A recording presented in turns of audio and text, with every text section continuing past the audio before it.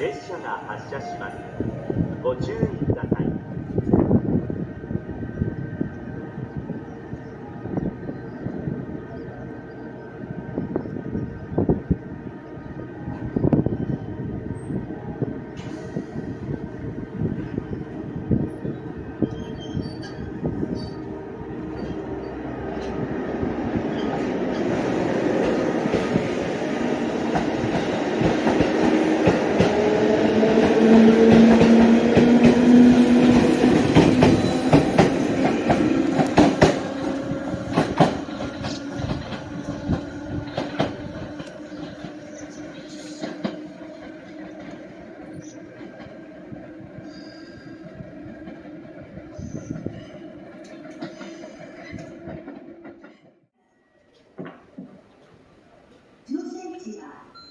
丸印の2番から7番です。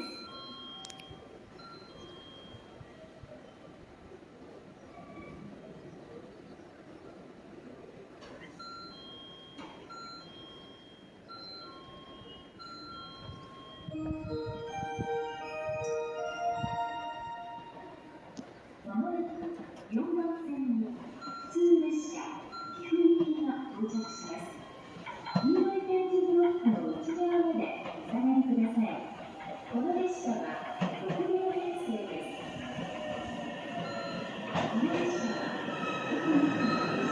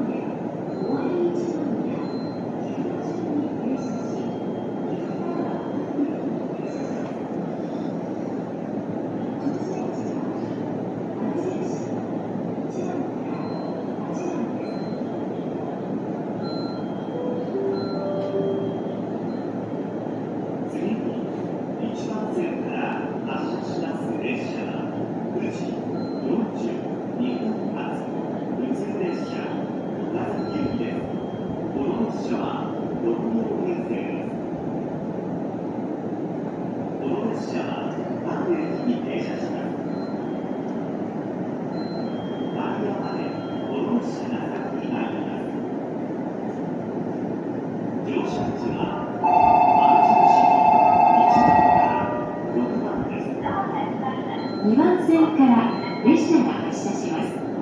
ご注意ください。